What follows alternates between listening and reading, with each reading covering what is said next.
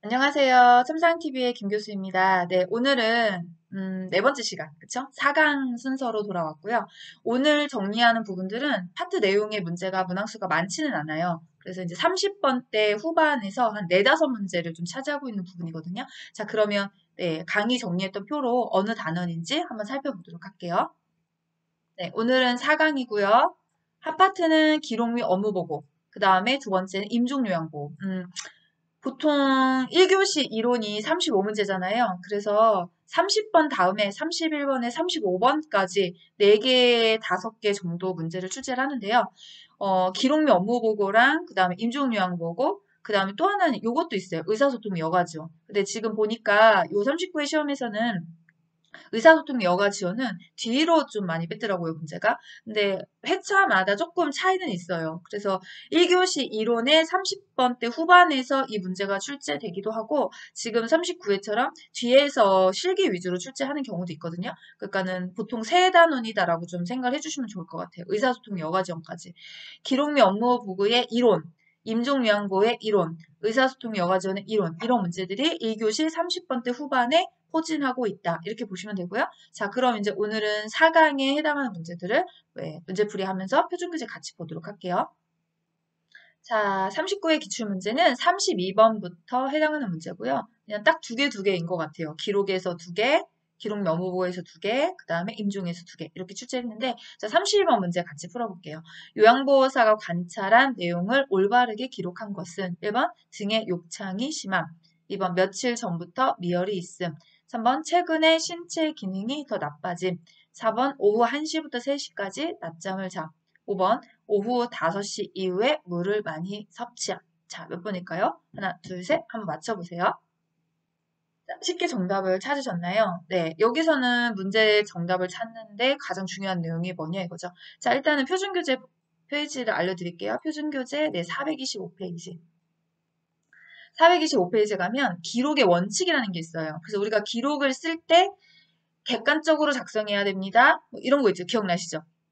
그 중에서 맨 마지막 원칙이 구체적이게 작성해야 됩니다. 이런 말을 해요. 그러면 우리가 애매한 걸 빼고 구체적으로 표현한다는 건 딱 숫자거든요. 숫자. 예, 그래서 숫자가 4번하고 5번이 있는데 예, 5번에 숫자가 있긴 있어요. 근데 여기서 뭐가 잘못된 건 이거죠, 이거. 많이. 많이라는 게 기준이 애매하다잖아요. 1번에 보시면 심하다. 심하는 게 얼만큼이지? 그 다음에 미열. 미열이 얼만큼이지? 네. 며칠 전도 마찬가지고요. 네. 그 다음에 최근에 신체 기능이 더 나빠진 이거 최근이 도대체 언제가 최근이지? 그렇죠? 그 다음에 아까 말씀드렸던 5번에서는 많이 이렇게 애매한 표현들을 숫자로 좀 바꿔주면 구체적 표현으로 바뀌어버리거든요. 그래서 이런 문제 사실 많이 좀 출제해요. 그냥 토탈 문제를 뭐 요양보호사의 기록으로 관찰 내용 기록한 걸로 맞는 것을 고르십시오. 또는 기록의 원칙에 해당하는 것을 고르십시오. 이런 문제를 내기도 하지만 거기서 일부를 뽑아가지고 한 문제를 출제할 때는 지금 32번 문제처럼 이렇게 애매한 표현을 숫자로 바꿔내는 문제를 종종 출제하거든요. 그래서 가장 정확한 건 숫자가 명시되어 있는 거. 그래서 정확한 숫자 개념으로 잘 정리가 되어 있다. 그런 기록들을 찾아주시면 되는 거고요. 제가 옆을 자꾸 보는 건 뭐냐면 이거 영상 찍기 전에 요양보 기록에서 우리가 꼭 알아두고 넘어가야 될 것들이 있다. 그게 이제 어떤 것이냐 이걸 좀 알려드리려고 하는 거거든요. 자, 우리가 기록에서 얘는 기록의 원칙이죠, 원칙. 예, 이 기록을 할 때 어떤 원칙에 준해서 해야지만 기록이 정확한 겁니까? 이걸 물어보는 거고요. 그 다음에 시험 문제 또 하나 많이 내는 게 뭐냐면 요양보 기록지의 종류를 물어볼 거예요. 네 가지가 있죠. 네, 하나가 장기요양 급여 제공 기록지, 그 다음에 하나가 상태 기록지, 그다음에 하나가 사고 보고서, 그다음에 마지막 하나가 인수인계서. 요 네 가지만 요양보호 선생님들이 작성하는 기록지 양식이고요. 그쵸? 나머지는 타 전문직들이 쓰죠. 그러니까 그런 거 구별하는 거, 요런 문제가 또 기록에서는 종종 출제를 하고 있거든요. 그러니까 여러분이 그 두 가지를 좀 같이 알아뒀으면 좋겠다라고 하는 거고요. 자, 다음 문제 갈게요. 자, 33번 문제입니다. 방문 요양 서비스 제공을 할 때 관리 책임자에게 신속하게 보고해야 하는 사항은 1번 근처에 사는 딸이 방문하였다. 2번 세탁실에 빨랫감이 쌓여 있다. 3번 쓰레기를 분리 배출하지 않았다. 4번 새로 도착한 우편물을 발견했다. 5번 베란다에서 배변 중인 대상자를 처음 발견했다. 네, 몇 번일까요? 하나, 둘, 셋. 어렵지 않게 풀으셨을 거다라고 생각을 하는 거고요. 지금 이제 이거는 뭐냐면 보고죠, 보고. 우리가 보고를 언제 해야 합니까? 뭐 대상자의 상태가 변화가 있을 때 뭐 이런 내용들로 명시했고요. 얘는 437페이지에 가시면 네, 우리가 보고해야 될 때의 상황들이 제시가 돼요. 조금 구체적으로 보기는 다뤄준 거죠. 예, 그래서 5번 같은 경우에 이걸 반드시 보고하셔야 될 내용이죠. 그런 거 찾아주시면 되는 거예요. 그럼 여기도 그러면 보고해야 되는 이런 상황 문제를 내는 건 아니고요. 보고 파트에서 같이 알아두셔야 될 건 뭐냐면 보고의 얘는 시기죠. 시기 언제 보고하나요? 이것도 중요하지만 보고의 형식. 보고 형식 기억나세요? 입으로 보고하면 구두보고, 서면으로 쓰면 서면보고, 능숙하게 사용할 수 있다면 두 개의 단점을 다 보완할 수 있는 게 전산망 보고, 그쵸? 그래서 그런 보고의 형식, 이거는 어떤 보고를 말하는 거지? 라는 의미를 좀 기억해 두시면, 그러면, 네, 이렇게 보고 파트에서 시기뿐만 아니라 형식, 두 개 외에는 잘 안 내요. 왜냐면, 보고의 원칙이나 기록의 원칙이나 사실 같거든요. 그리고 기록의 원칙이 훨씬 더 자세하게 다뤄요. 그래서 시험 문제에서는 보고에서는 주로 내고 있는 문제가 시기나 유형 위주로 시기나 형식 위주로 문제를 출제한다. 이렇게 좀 알아두시면 좋을 것 같아요. 자, 다음 문제 가겠습니다.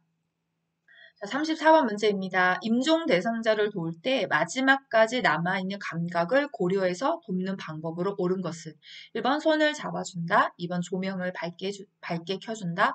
3번 가족 사진을 보여준다. 4번 좋아하는 음악을 들려준다. 5번 즐겨 쓰던 아로마 향을 맡게 한다. 네, 몇 번일까요? 하나, 둘, 셋. 네, 일단은 답은 4번이에요. 이 문제를 푸실 때 알아두셔야 될 게 하나 있죠. 거기 보시면 임종대상자를 도울 때 마지막까지 남아있는 감각이 무엇이냐? 청각이죠?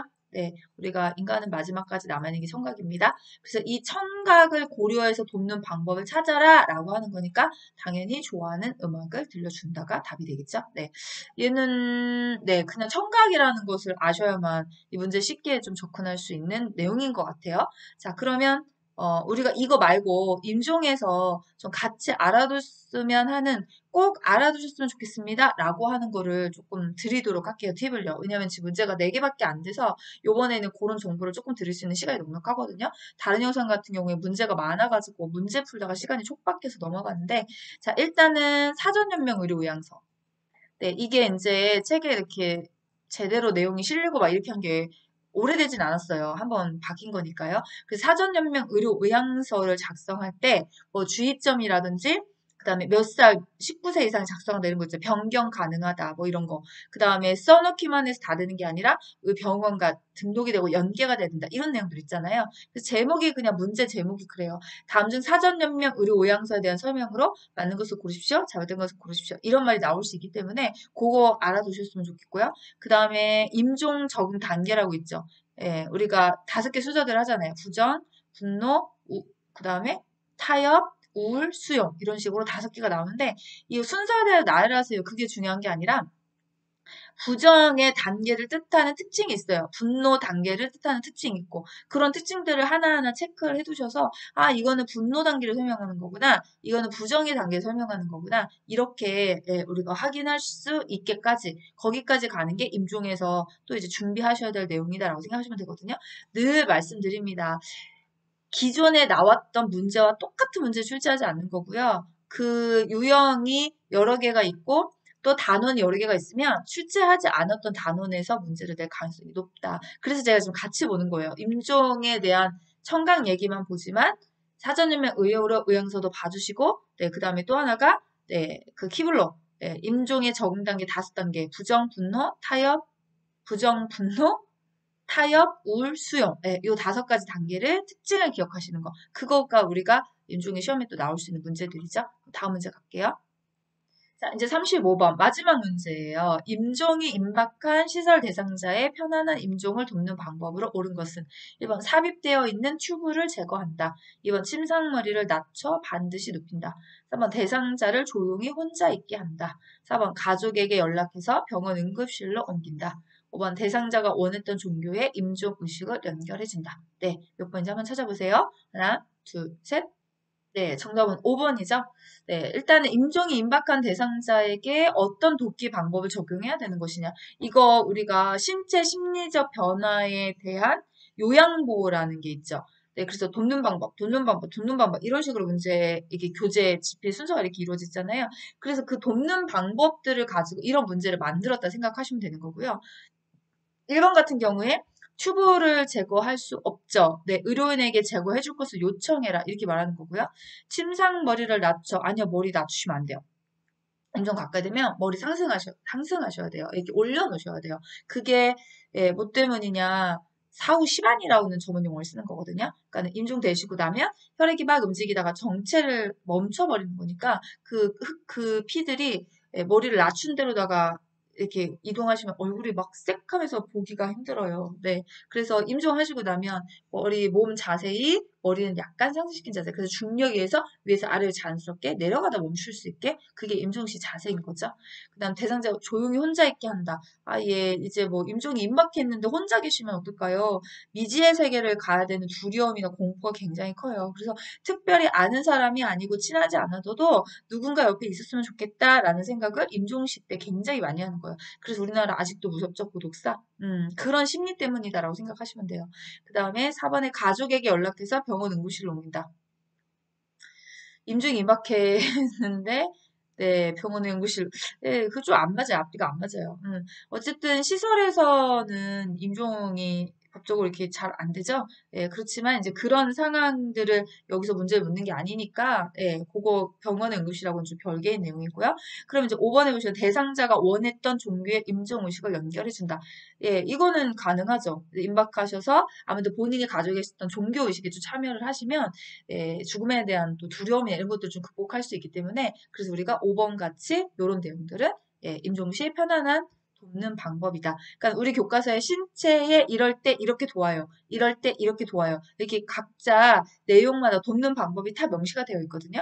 그런 내용들을 좀 한 번씩 빠뜨리지 말고 읽어주셨으면 좋겠습니다. 라고 하는 거죠.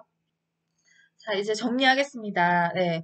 다음에는 또 문제가 많아요. 그러니까 가끔씩 이렇게 조금 네, 짧게 쉬어가는 페이지 문제를 보고 간다 생각하시면 되는 거고요. 자, 문제풀이 자체가 문제 해결 능력의 그릇을 키워주지 않는다는 것을 기억하세요.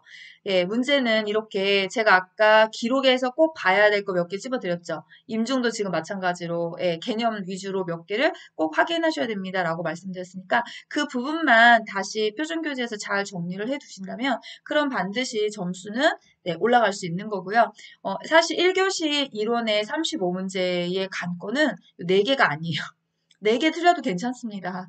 예, 앞에서 요양보호, 개론하고 2장의 요양보호 관련 기초지식 여기에 해당하는 30문제에 조금 더 비중을 더 많이 두고 준비를 해주신다면 사실 요 4개는 제가 볼 때는 4개 중에 2개는 아주 집중해서 공부하지 않으셔도 충분히 풀 수 있는 문제 정도다라고 생각해 주시면 좀 좋을 것 같아요. 자, 그러면 오늘은 여기까지 하고 네, 짧으니까 짧게 공부하시고 네, 오늘 주말이니까 좀 쉬도록 하셨으면 좋겠어요. 저도 사실 오전에 지금 직무 강의를 하고 집에 오자마자 유튜브 찍고 있는 거거든요. 네, 눈이 되게 피곤하고 졸려요. 어제 잠을 많이 못 자서.